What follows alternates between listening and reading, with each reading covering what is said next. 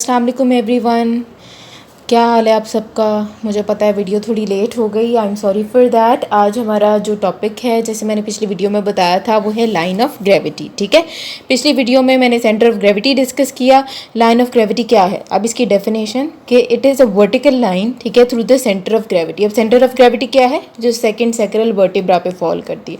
फिर उसने कहा कि जब ह्यूमन बॉडी जो है वो अपनी फंडामेंटल स्टैंडिंग पोजीशन में होगी, तो जो लाइन ऑफ ग्रेविटी है वो कहाँ से पास करती है, सेंटर ऑफ ग्रेविटी से। ठीक है, ये तो एक नॉर्मल सी बात है कि अगर सेंटर ऑफ ग्रेविटी से हम एक वर्टिकल लाइन ड्रॉ करें, ठीक है, एक इमेजिनरी लाइन है, हमने पेंसिल पकड़ के कोई लाइन नहीं ड्रॉ कर देनी, एक इमेजिनरी लाइन हम ड्रॉ करते हैं, ठीक है, जो सेंटर ऑफ ग्रेविटी से पास हो रही है। ठीक है, जैसे आप ये देखो ये, ठीक है।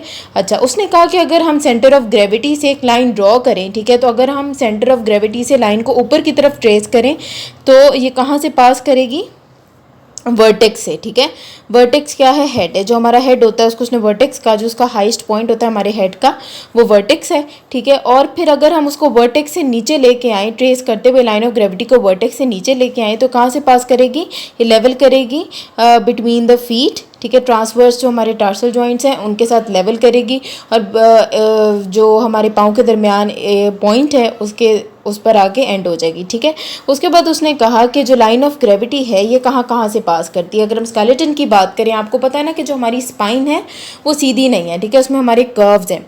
ठीक है, तो अगर हम कर्व्स के हिसाब से बात करें तो स्केलेटन में हमारी लाइन कहाँ कहाँ से पास कर रही है। तो अगर हम सर्वाइकल की बात करें तो ये सर्वाइकल के सेंटर से पास करती है, it passes through mid cervical और मिड लंबर। ठीक है, ये मिड सर्वाइकल से पास करती है, मिड लंबर से पास करती है, और ये थोरेसिक जो हमारा कर्व है उसके फ्रंट से पास करेगी। ठीक है, जो एक्सटर्नल ईयर और शोल्डर जॉइंट है, अगर हम थोड़ा सा स्केलेटन को विजुअलाइज करें तो एक्सटर्नल ईयर और शोल्डर जो बिल्कुल एक लेवल पे है, ठीक है, वो फ्रंटल प्लेन में लाया करता है। दीना गार्डनर में लाइन लिखी हुई है कि एक्सटर्नल ईयर और जो शोल्डर जॉइंट है वो फ्रंटल प्लेन में लाया करता है। और अगर हम इस लाइन की बात करें, इस लाइन के रेफरेंस से बात करें, तो जो हमारा एक्सटर्नल ईयर और शोल्डर है वो इस लाइन के कहाँ पास लाया करेगा, लेटरल लाया करेगा। ठीक है, फिर अगर हम नी जॉइंट और एंकल जॉइंट का सेंट्रल एक्सिस लें, ठीक है, मतलब कि जो नी जॉइंट है ना और जो हमारा एंकल जॉइंट है उसके बिल्कुल सेंटर से एक लाइन पास करें, ठीक है, वो उसका एक्सिस होगा। ठीक है, जो उन दोनों का एक्सिस है,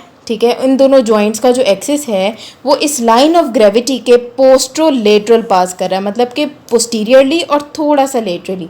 डायरेक्शन पोस्टीरियर है, पोस्टीरियरली पास करेगा, और उसमें भी उसने आगे कर दिया कि पोस्ट्रोलेटरली, थोड़ा पोस्टीरियर थोड़ा लैटरल।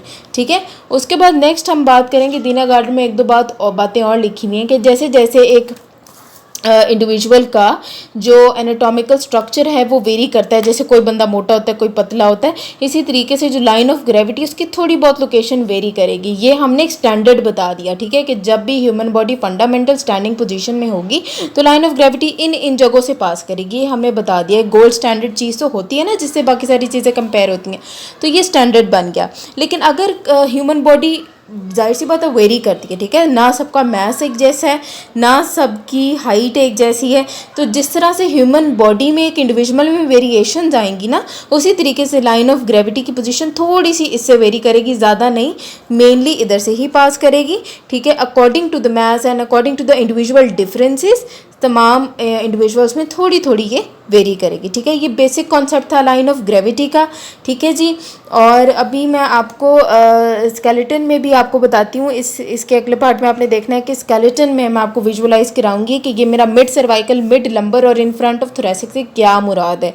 ठीक है जी, एंड अब आप आगे देखें कि आगे मैं आपको क्या बताती हूँ।